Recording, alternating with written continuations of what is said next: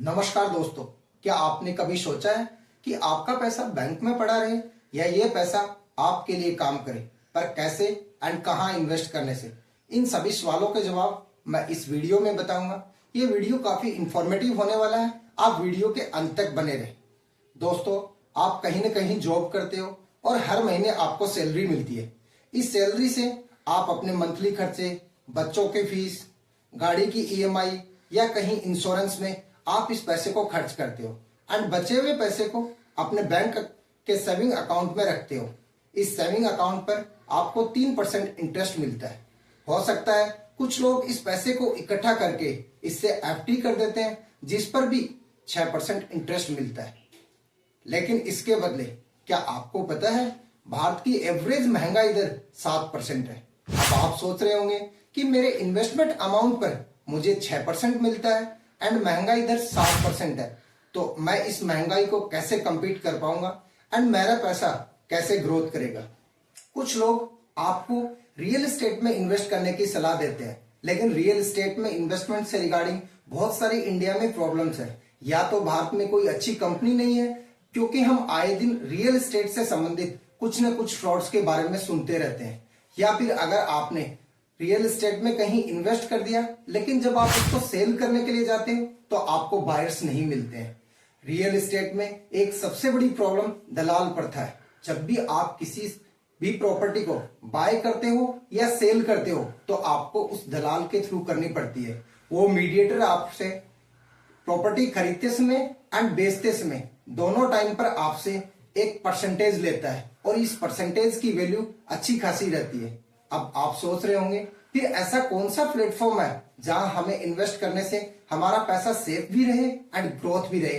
वो प्लेटफॉर्म दोस्तों stock market है। Amazing! स्टॉक मार्केट में अगर आप लॉन्ग टर्म के लिए इन्वेस्ट करते हो तो आपको 12 से 15% एवरेज रिटर्न मिल जाते हैं, जो कि आपकी महंगाई से लगभग डबल है।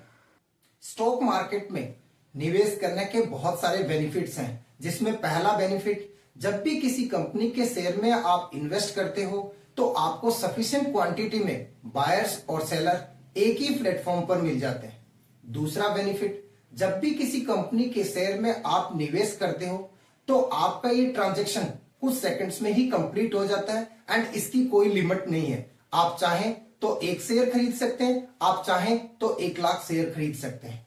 तीसरा बेनिफिट, स्टॉक मार्केट में किसी भी कंपनी के शेयर्स खरीदने के लिए या बेचने के लिए आपको किसी दलाल की रिक्वायरमेंट नहीं होती। चौथा फायदा, जब भी किसी कंपनी में आप इन्वेस्ट करते हैं तो आप कम अमाउंट के साथ बड़ी से बड़ी कंपनी के पार्शियल मालिक बन सकते हैं। जैसे फॉर एग्जांपल, आप रिलायंस के 10 लाख शेयर्स हैं और आप रिलायंस के 100 शेयर्स परचेज करते हैं, तो 10 लाख शेयर्स के कंपैरिजन में जो शेयर्स का रेशियो आता है, उस रेशियो में आप रिलायंस के पार्शियल मालिक बन जाते हैं। एंड लास्ट एंड सबसे बड़ा फायदा कि जब भी आप किसी कंपनी के स्टॉक में निवेश करते हो और अगर आप स्टॉक मार्केट में लॉन्ग टर्म के लिए रहते हो तो ये कंपनी आपको समय समय पर डिविडेंड, स्पेशल डिविडेंड, बायबैक जैसी फैसिलिटी देती है। एंड इसके साथ साथ कंपनी समय समय पर stock split and bonus share जैसे बोनंजा भी आपको देती है, जिसकी वजह से आपकी इन्वेस्टमेंट तो ग्रो करती ही करती है, बट इस इन्वेस्टमेंट की कंपाउंडिंग होती है जो एक समय के बाद में अच्छी खासी हो जाती है। अगर अभी तक आपने स्टॉक मार्केट में निवेश नहीं किया है और अगर आप स्टॉक मार्केट में निवेश करना चाहते हो तो आप कमेंट बॉक्स में मुझे कमेंट करके बताइए, मैं इसके रिगार्डिंग एक सेपरेट वीडियो बना दूंगा।